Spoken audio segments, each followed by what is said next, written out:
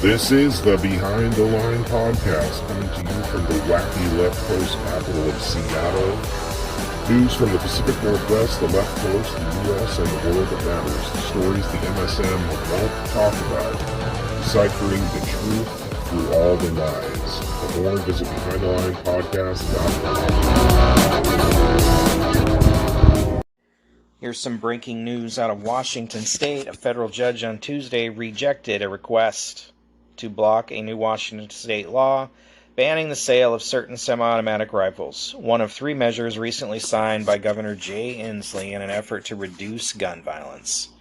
The law, which took effect immediately when Inslee signed it in April, prohibits the sale, distribution, manufacture, and importation of more than 50 types of guns, including AR and AK-style rifles. The measure does not bar the possession of such weapons by people who already have them. It drew a quick legal challenge from two gun rights advocacy groups, the Second Amendment Foundation based in Bellevue and the Firearms Policy Coalition based in Sacramento, California, as well as individual gun owners and a dealer. They sought a court order blocking the law pending a trial on the merits of their claim that it violated their constitutional right to bear arms. Considering the exceptional dangerousness of these weapons, the public interest in their regulation by the state outweighs the plaintiffs'. Yes, the public interest in their regulation by the state outweighs your constitutional rights, said by a judge. Outweighs the plaintiff's desire to purchase more assault weapons. U.S. District Judge Robert Bryan in Tacoma. Of course it's a Washington judge. In light of recent mass deaths caused by assailants using assault weapons, most mass shootings are not used with assault weapons. It is appropriate for governmental bodies to find ways to protect the public from dangerous weapons within the limits of the Second Amendment. Well, this is clearly not within the limits of the Second Amendment, guy. A U.S. Supreme Court decision last June expanded gun rights, dividing judges and sowing confusion over what restrictions can remain on the books. It made more explicit that gun laws must be consistent with the historical tradition of firearm regulation. Bryan found that the state's ban does fit with the nation's long history of regulating dangerous weapons, including colonial-era bans on trap guns that could be fired without the owner present. Other historical targets of regulation have included long-bladed Bowie knives and the Thompson submachine gun or Tommy gun, popular with gangsters in the years after World War I. Inslee and State Attorney General Bob Ferguson, both Democrats, pushed for the Democratic-controlled legislature to pass the ban on many semi-automatic weapons this session after years of failed attempts, making Washington the 10th state to enact such a law. We're disappointed with the court's ruling, but remain undeterred in our fight for and defense of the people's natural right to self-defense. Cody J. Winiski, an attorney for the Firearms Policy Coalition, said in an emailed statement. I think it's disgusting that the court wouldn't even listen, wouldn't even allow a hearing. Just nothing. These judges are so politically driven and politically motivated, they don't enforce or follow the actual Constitution or the law. It's all political. It's all emotional. It's all how we feel anymore, folks. They're not going to be happy until you have no rights left and you're fully on the government's teat. And more insanity from the city of Seattle. And this isn't just Seattle. This is every big blue S-hole city in the country, right? The Seattle City Council rejected a bill that would have allowed the city attorney to prosecute those who openly use and possess illegal drugs. Dozens of people with signs filled city council chambers for the meeting, most of them against the idea of allowing the city attorney's office to prosecute public drug use and possession. Prosecution is ineffective at reducing drug use and causes severe harm to our community, in particular people of color in our community, said a representative of the King County Department of Public Defense. Well, I don't know if these idiots have walked around downtown Seattle much, but you've got homeless and people strung out on drugs everywhere. Garbage, graffiti, crime, assaults happening everywhere. Downtown, where the public is, where the visitors to the city are. And they're going to do nothing about it because they feel like prosecuting them or making them follow the law like the rest of us do is inappropriate. What is the answer then, folks? Oh, just give them a house and somehow they'll stop using drugs and committing crimes. Are you insane? So Seattle will just continue to be the free-for-all that it is, and apparently most of the people who live in that dump like it that way. So I guess they're going to get what they get until crime comes knocking on their door or does something to one of their family members, and I bet they'll have a change of heart at that point. I swear that city is full of the most naive people I have ever seen or dealt with in my entire life. But Seattle will just continue down its death spiral, I guess. It's what they want. Well, social media outlets are going into overdrive to start limiting speech as it surmounts to the presidential election.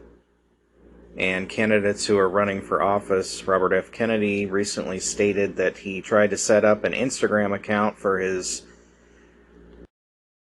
election team and got an automatic 180-day ban as soon as he used his Team Kennedy email address. He previously had an account on Instagram that had over 900,000 followers, but it's been blocked for several years now because of his anti-vaccine stance. After he was banned by the platform, Kennedy said that his Instagram posts raised legitimate concerns about vaccines and were backed by research.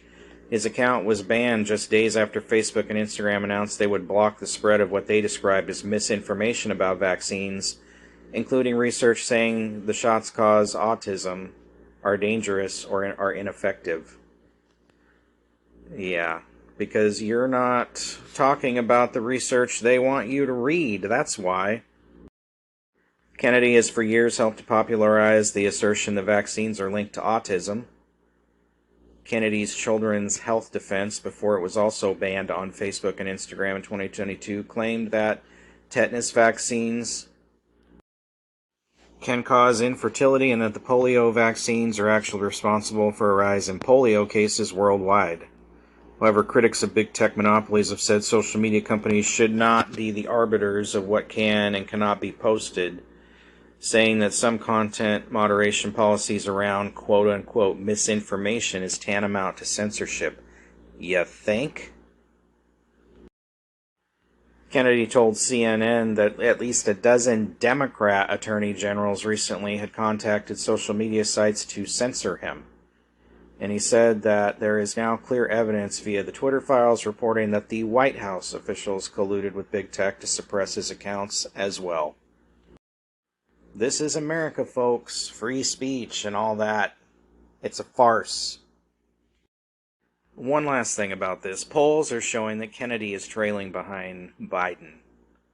How is that possible? Why are you Democrats still supporting this inept old man who can't string 4 words together into a coherent sentence, who can't walk by himself when he appears in public, who can't find his way off of a stage when he speaks in public? Why are you supporting this guy?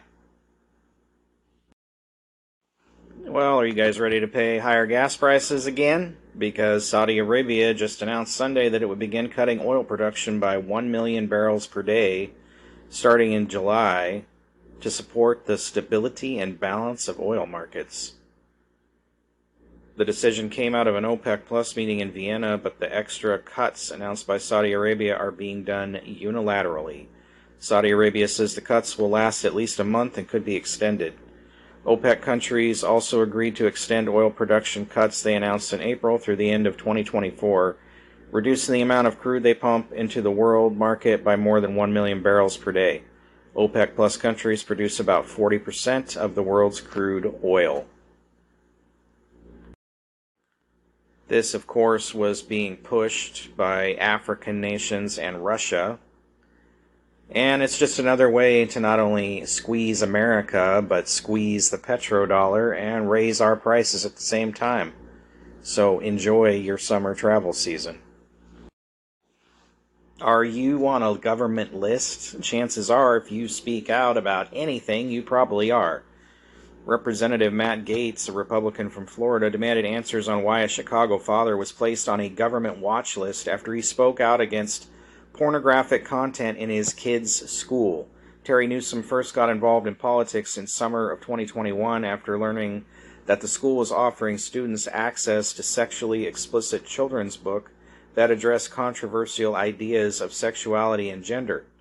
In December 2022, months after beginning to speak out, Newsom learned while en route to Turning Point USA's America Fest that he had been placed on a government watch list, which requires him to receive substantially more screening to fly. Specifically, Newsom had been designated Quad S, a plane ticket classification requiring one to undergo extensive additional screening even though he had been charged with no crime in a court of law. Those designated with Quad S, an acronym standing for Secondary Security Screening Selection, are subject to substantially invasive screening. Quad S boarding pass holders are traditionally removed from the line and brought elsewhere for additional screening. This screening is nothing if not thorough. Passengers are asked to remove all items from their bags, which are then examined individually while the bag is thoroughly searched. The designation is just a rank removed from the no-fly list. The same thing happened while Newsom was en route to CPAC in Maryland in March. For months, Newsom, who has been flying regularly since 2000 and has been Transportation Security Administration pre-checked approved for over 10 years, tried to learn why he had been placed on the list, but he got no answers from the agencies he contacted. The FBI refused to answer a Freedom of Information Act request, saying that revealing such information could compromise the national security goal of the Watch List Initiative. Yeah. You know, they're real good at catching terrorists coming into this country, aren't they? The TSA responded ambiguously to a request submitted on Newsom's behalf by Representative Troy Nehls of Texas. The Department of Homeland Security didn't reply at all. This is your government, who is supposedly working for we the people, ignoring Freedom of Information requests, ignoring your constitutional rights, because we have no constitutional rights, and they don't care about our constitutional rights. All a farce. When he reached out to Senator Dick Durbin, a Democrat from Illinois whose constituency he is in, Newsom said he received little assistance. Durbin did not reply to a query on the matter from the Epoch Times. Now Gaetz is demanding answers, and amid revelations that Newsom is not the only one who has received the Quad S designation on his ticket after conservative political activism.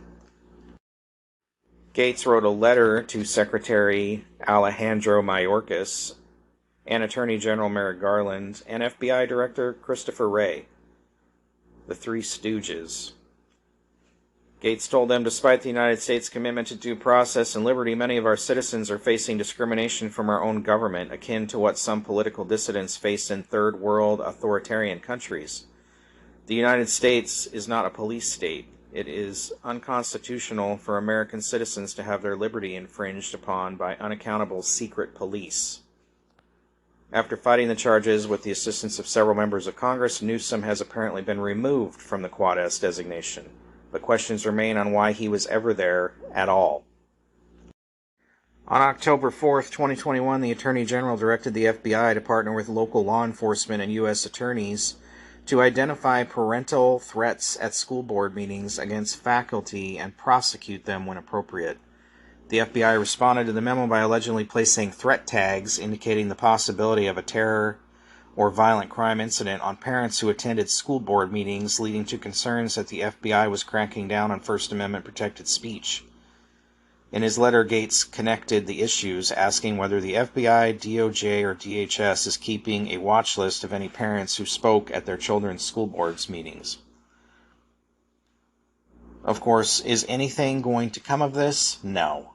These congressional meetings and inquiries are a joke, and if you've ever watched them, you can sit there and watch the little sneers on the faces of these people, like Attorney General and DHS and FBI leadership, and any other government office that is questioned by a Republican senator at these inquiries.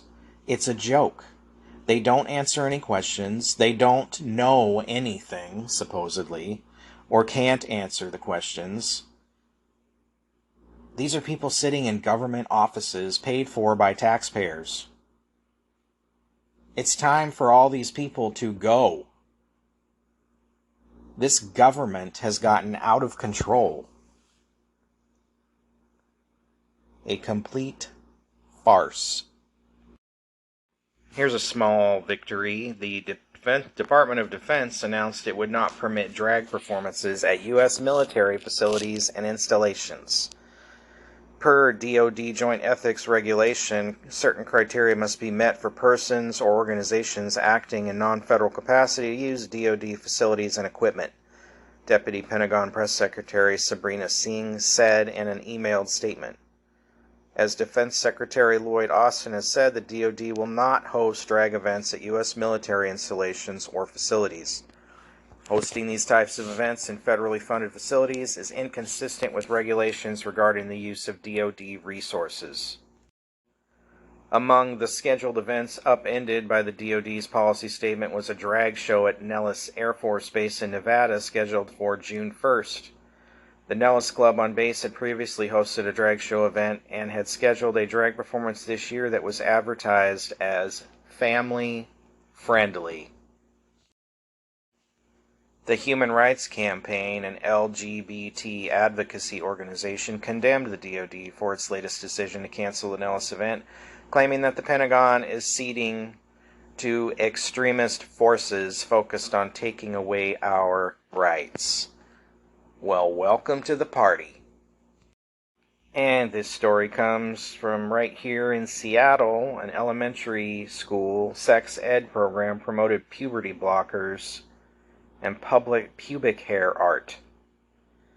An elementary school offered inappropriate sex ed lessons to students without parental consent or district approval, according to concerned parents and a community activist. Parents only found out about it after finding the lesson plans from their kids, not the school. 4th and 5th graders at Lincoln Elementary in the Olympia School District received sex education lessons on May 9th. Parents said the school told them that the lessons were district approved, but the students were given unapproved lesson plans. Those teachers.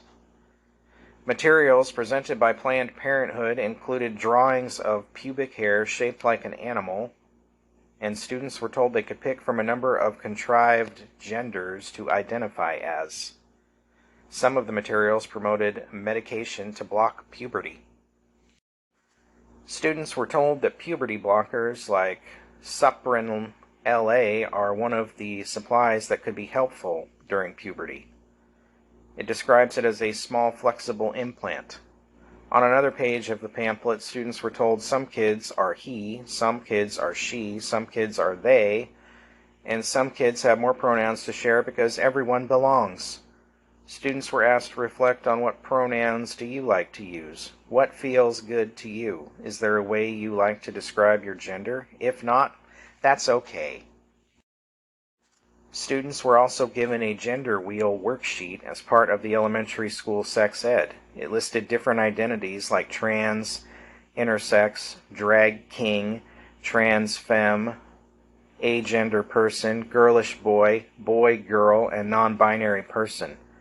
It introduces children to they and they as pronouns, along with inexplicably tree. And teaches kids that ways of thinking are changing all the time as old limited beliefs transform and evolve. This is nuts. What are they telling these little kids? The pamphlet also includes lessons on how bodies can look all sorts of ways. One page shows drawings of vaginas and penises with various kinds of pubic hair. Students saw vaginas with pubic hair art, with one shaped like a cat and another like a heart. Other drawings include examples of intersex variation, which show private parts with both male and female characteristics. Intersex people at most represent about 0.05% of the world population, but students would assume it's much more common. The anatomical pictures seem to be playful or dismissive of the fact that an extremely small subset of the population are either intersex or transgender, but misrepresent them as a considerable chunk of the population. The presentation was reportedly conducted by Teen Council, a peer-led sex education program provided by Planned Parenthood. In this case, there was an adult reportedly leading the lesson. The school is claiming that the presenters went off script, and the school was also surprised and did not know what they were going to do. Maybe you should know what they're going to do when you have people come in and teach your little kids, eh? When questioned by the media, specifically Jason Rantz, the school gave the typical government response: "We are investigating the matter and working with staff to get more information to determine next steps." When the Teen Council isn't baking cookies to look like genitalia, they provide agenda-driven trainings around the region.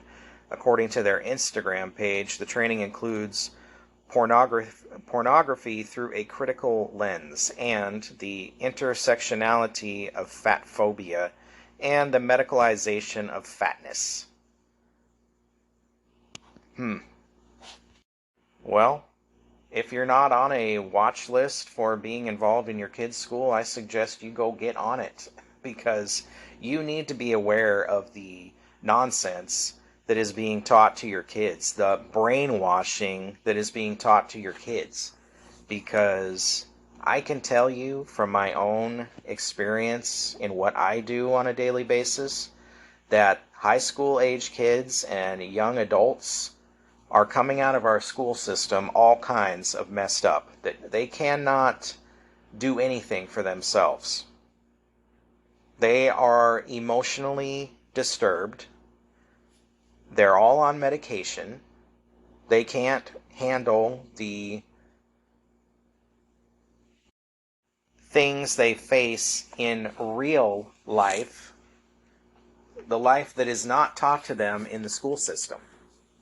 They are not prepared to be functioning adults in society. And it's because of garbage like this and the way the school system allows them to do anything and everything they want with no consequences or punishment. It is a complete step away from the reality of the world when these kids go out on their own. And I see it every day. They are completely incapable, emotionally and mentally, of handling a normal daily life. So if you're not involved in what's going on at your kid's school, and I know people are busy working and everything else that goes on, but you've got to be on top of this, and changes need to be made. This kind of stuff is unacceptable and disgusting, and it should be a crime, and people that come into a school and show your kids stuff like this should go to jail. They should be sex offenders. It's disgusting. Their sick little ideas and whatever they're doing with these kids needs to stop.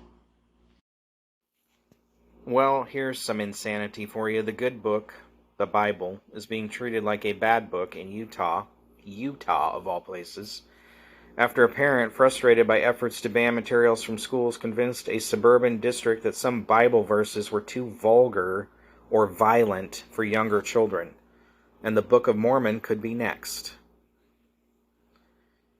The 72,000 student Davis School District north of Salt Lake City removed the Bible from its elementary and middle schools while keeping it in high schools after a committee reviewed the scripture in response to a parental complaint. The district has removed other titles, including Sherman Alexie's The Absolutely True Diary of a Part-Time Indian and John Green's Looking for Alaska, following a 2022 state law requiring districts to include parents in decisions over what constitutes sensitive material. On Friday, a complaint was submitted about the signature scripture of the predominant faith in Utah, the Church of Jesus Christ of Latter-day Saints, widely known as the Mormon Church. District spokesperson Chris Williams confirmed that someone filed a review request for the Book of Mormon but would not say what reasons were listed. Citing a school board privacy policy, he would also not say whether it was from the same person who complained about the Bible. One person. I get it. Parents should have a say in that stuff that goes into schools. But one person does not get to decide for everybody else. And you've got all this other crap that I've already talked about that's being shown in school, pornography. And the Bible gets taken out. It's ludicrous. These people are idiots. FBI Director Christopher Wray has confirmed the existence of a document alleging that President Joe Biden engaged in a criminal bribery scheme with a foreign national, according to Republicans on the House Oversight and Accountability Committee. In a Twitter post, the panel announced that Wray had told them that the document was real and offered to let them to review it, but has failed to produce the document for the Oversight Committee as a whole. If true, the acknowledgement is the latest in an escalating showdown between House Oversight Chairman James Comer and Wray over the document. In a May 3rd letter, Comer and Senator Chuck Grassley revealed that they received highly credible unclassified whistleblower disclosures that the FBI possessed an unclassified record that describes an alleged criminal scheme involving then Vice President Joe Biden and a foreign national relating to the exchange of money for policy decisions. Comer gave Wray a May 30th deadline to produce the document or face charges for contempt of Congress, a deadline Wray missed. Big surprise. Like I said before, these hearings are a effing joke. The way these department heads respond to these senators who are questioning them. They sit there with their little smirks on their faces and refuse to answer questions, refuse to be specific, act like they know nothing. If they're that incredibly stupid, they shouldn't be in charge of these departments. The threat got a boost after it won the support of Speaker of the House Kevin McCarthy, who agreed to hold Wray in contempt if the deadline wasn't met. On May 31st, Wray met with Comer and others when he allegedly revealed the truth of the document's existence.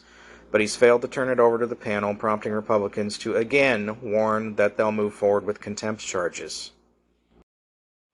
It's funny how all these laws apply to us, the people, but all these politicians and jackasses that run these departments are completely above any laws. They don't have to follow the laws. There's no punishment for not following the law. They don't get prosecuted. They don't go to jail.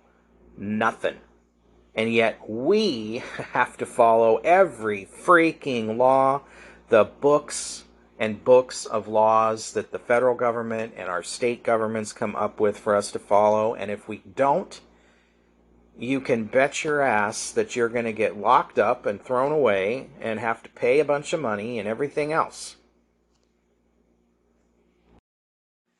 It's just like this whole thing going on with Trump right now. He's looking at another indictment for the way that he handled the classified documents. And yet you have a sitting president who did the same thing, and I don't hear them talking about any indictments for Joe Biden for having papers in his garage since he was vice president, classified papers. No, that's okay.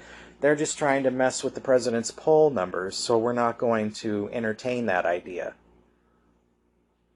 The same president who has also refused to participate in any debates with Democrat challengers running up to the election. When are we going to say we've had enough of this garbage and hold these people accountable for not doing their jobs? Baden-Württemberg is excluding treasuries from its holdings because the U.S. government falls short of the German state's new sustainable investing criteria, according to Bloomberg. The state adopted a law earlier this year that put environmental, social, and governance considerations at the same level as profitability and liquidity when allocating its roughly $18 billion in holdings, the report said. Investment decisions must now be based on the UN Sustainable Development Goals, the EU's taxonomy regulation, and the Paris Agreement on climate change. Other countries now on the wrong side of Baden-Württemberg's rules include Finland, Latvia, and Greece. In the case of the U.S., it ran afoul of guidelines because it hasn't ratified several treaties such as those involving women's rights and certain kinds of weapons, Bloomberg said. Baden-Württemberg isn't the first German state to adopt similar ESG laws.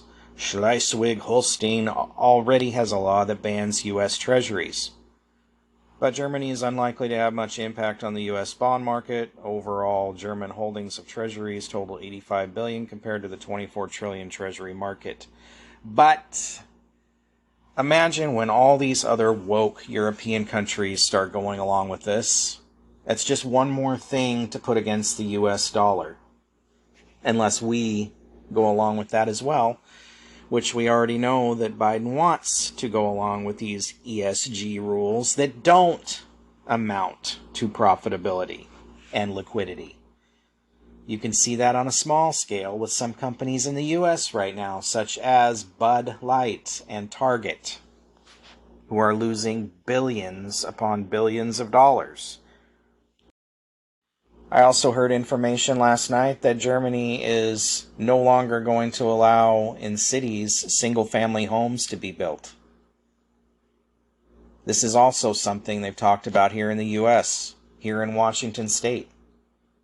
They don't want you to have your own property or a place to live. They want you in a small box with a bunch of other crazy people, dependent on the government. They're pushing hard for this stuff in the U.S., I know this is going on in some small European country right now, but you've got to look at this stuff like it's coming. It's starting over there, and it's going to work its way over here. They want this here. They want you in the cities. They don't want you to have property or a place of your own, a yard, privacy. Washington's governor just passed a law forcing all cities in this state, depending on the population, to allow duplexes, fourplexes, and sixplexes in any neighborhood to be built. Think about that. You could have a nice little neighborhood, and now somebody comes in and buys a piece of property next to you, tears the house down, and they build a duplex or a fourplex or a sixplex. What's that going to do to your nice little neighborhood? You've got corporations in this country, in the United States, buying up lots of residential real estate right now. For the last several years. Lots of residential real estate. What do you think they're going to do with it? You think they're going to turn around and sell those properties as single-family homes? Is that how a corporation would maximize its profits? When you have states passing laws allowing them to build duplexes and apartment buildings in residential neighborhoods, they're going to tear those houses down and they're going to build concrete boxes that they can stuff as many people, as many renters in as possible. Life, liberty, and the pursuit of happiness. Right there in the Constitution. Isn't it the American dream to own your own little piece of land and a house where you can have some privacy? It's in our Constitution.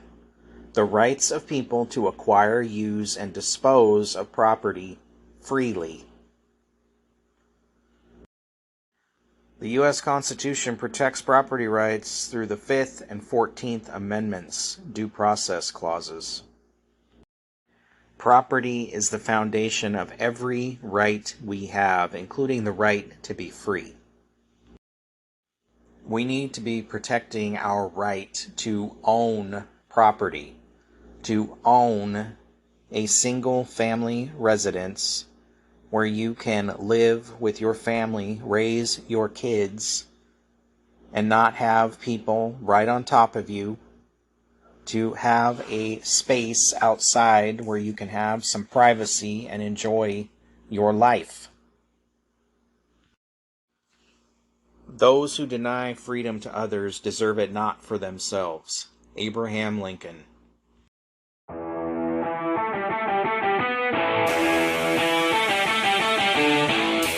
Thank you for listening to the Behind the Line podcast. If you like this broadcast, please like and share it. Please follow us on Facebook, Rumble, YouTube, Twitter, Truth Social, Telegram, Gab, Parler, and LinkedIn. You can find our podcast at BehindTheLinePodcast.com, NetNewsNetwork.net, and on Anchor, Spotify, Amazon Podcasts, Apple Podcasts, Google Podcasts, iHeartRadio, TuneIn, and anywhere podcasts can be found. Thank you for your support.